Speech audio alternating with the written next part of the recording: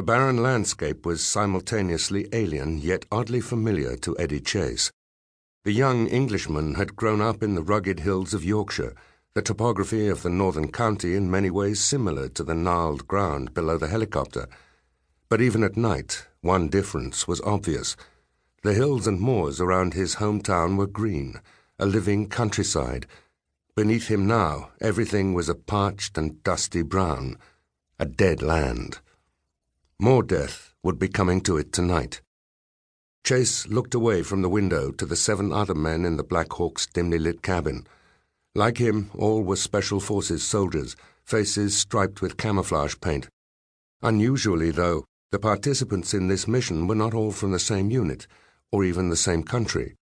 5 were from the 22nd Special Air Service Regiment, one of the United Kingdom's most admired and feared elite units. The remaining 3, however, were from other nations, the team hurriedly pulled together by the coalition for the urgent operation. Despite this, Chase doubted they would have trouble working together. He already knew 2 of them, even if his previous dealings with Bob Bluey Jackson of the Australian SAS had only been brief. Jason Starkman of the United States Army Special Forces, the Green Berets, had, on the other hand, been a friend for years. The 3rd foreign soldier was the unknown quantity. Although he had been vouched for by the team's commander, Major Jim Mac McCrimmon, and to Chase there were few higher recommendations, Chase still wanted to get a handle on the beaky-nosed Belgian's personality before they hit the ground. So he had taken the seat beside him with the intention of teasing out information about the Special Forces Group's Hugo Castille. As it happened, no teasing was necessary. The genial Castille had volunteered so much that even a trained interrogator would have struggled to keep up. "So we found a little bar off Las Ramblas," he was saying now, "and I met the most beautiful Spanish girl. Have you ever been to Barcelona?"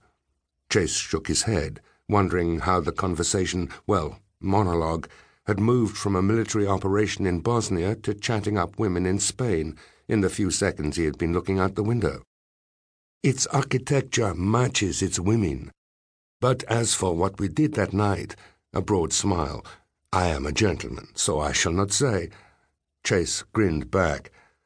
"So there actually is something that stops you talking." "Of course Castille stopped as he realized he was being ribbed and sniffed before taking a polished red apple from a pocket and biting into it. A Scottish voice came from across the cabin. "Eddie, you accusing somebody of talking too much is a definite case of the pot calling the kettle black." The comment prompted laughter from most of the other men. "Ah, sod off, Mac," Chase told his commanding officer cheerily. The tightly knit, high-pressure nature of Special Forces units allowed for a degree of informality uncommon in the regular military, to a point. "At least I talk about more interesting things than bloody cricket and snooker." The stiff-backed man beside Mac had conspicuously not joined in with the laughter. "Your definition of interesting isn't the same as everyone else's, Sergeant." Like Chase, Captain Alexander Stykes was in his late 20s, but the similarity ended there. Chase was fairly squat, with a square, broken-nosed face that could at best be described as characterful, while the 6-foot-tall, fair-haired officer had the high brow and straight nose of a throwback to Prussian nobility. "I think we'd all prefer a bit of quiet." "Quiet is the last thing we'll get in this tub, Alexander," said Mac, a hint of chiding audible even over the roar of the Black Hawk's engines. Amused by Stykes' telling off, Chase turned back to Castille. "That's the 3rd bit of fruit you've had since we left the base.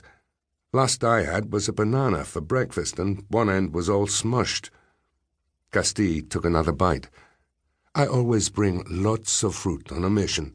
Much nicer than rations, no? And I have my ways to stop them getting bruised. My father taught me how to take care of them."